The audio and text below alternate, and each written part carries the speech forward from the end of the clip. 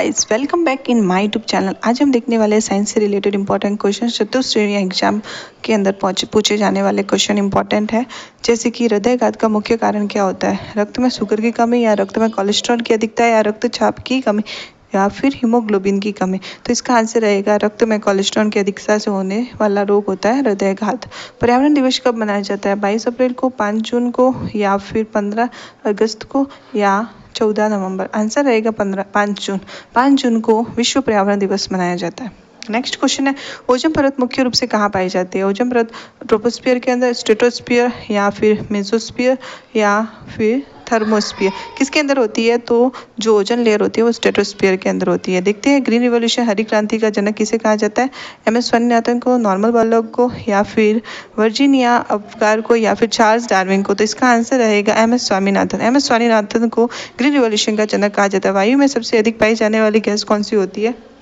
Oxygen, nitrogen, या फिर carbon dioxide, या फिर है हीलियम या हाइड्रोजन। ठीक है, तो इसका आंसर रहेगा नाइट्रोजन गैस। जो सबसे ज्यादा इन्वायरमेंट के अंदर है गैस है वो नाइट्रोजन है। ऐसा कौन सा ब्लड ग्रुप है जो सार्वभौमिक ग्राही हो, मतलब सभी का ब्लड ले सकता हो? तो वो वाला होता है O पॉजिटिव।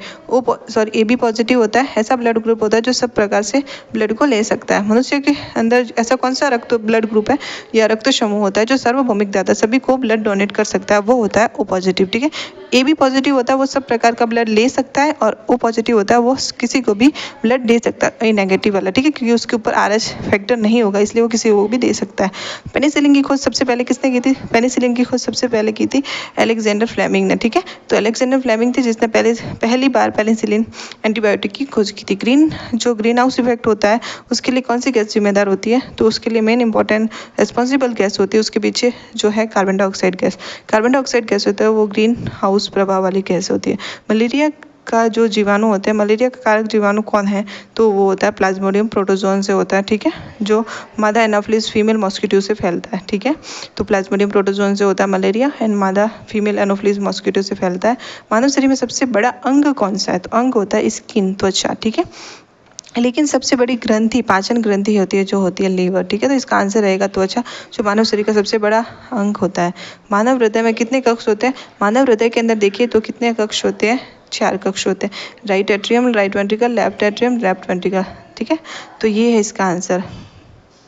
अब देखते हैं कि रक्त का शुद्धिकरण किस अंग के अंदर होता है? जो रक्त का शुद्धिकरण होता है वो किस अंग के अंदर होता है? हृदय के अंदर, यकृत के अंदर, या फिर किडनी के अंदर, या फिर बताया गया है फेफड़ों के अंदर। तो जो ब्लड का फिल्ट्रेशन होता है वो किडनी के अंदर, गुर्दा में होता है। इंसुलिन हार्मोन किसके द्वारा स्रावित किया जाता है? तो इंसुलिन हार्मोन का जो स्रावन होता है वो अग्नाशय ग्रंथि द्वारा किया जाता है। अग्नाशय ग्रंथि होती है जो मिक्स ग्लैंड होती है, जो एंडोक्राइन एक्सोक्राइन दोनों की तरह काम करती है। अब देखते हैं स्टील किसका मिश्रण होता है? स्टील होता है वो किस मिश्र धातु से बना हुआ होता है? लोहा कार्बन, लोहा एल्यूमिनियम, या फिर लोहा तांबा, या लोहा और जिंक। तो आंसर रहेगा लोहा और कार्बन। स्टील होता है वो लोहा और कार्बन से बना हुआ होता है। ब्लू विट्रोल होता है उसका सामान्य फॉर्मूला क्या होता है? तो वो कॉपर सल्फेट होता है, सोडियम क्लोराइड होता है, या कैल्शियम सल्फेट होता है, या फिर पोटेशियम नाइट्रेट होता है? तो इसका आंसर रहेगा कॉपर सल्फेट। कॉपर सल्फेट होता है वो ब्लू विट्रियल होता है।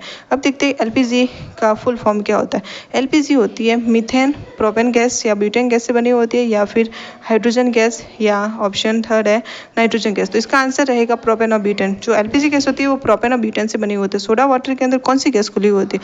सोडा वाटर के अंदर अगर देखिए तो मैक्सिमम रूप से कार्बन डाइऑक्साइड गैस भरी हुई होती है, इसलिए वो जब उसको खोलते हैं तो बहुत ही प्रेशर के साथ खुलता है। ठीक है, अब देखते हैं नेक्स्ट क्वेश्चन, दूध का pH कितना होता है? दूध का pH होता है, देखते हैं, फर्स्ट ऑप्शन है 4.5, सेकेंड ऑप्शन है 6.5, थर्ड ऑप्शन है इसका C 7, एंड D 8.5।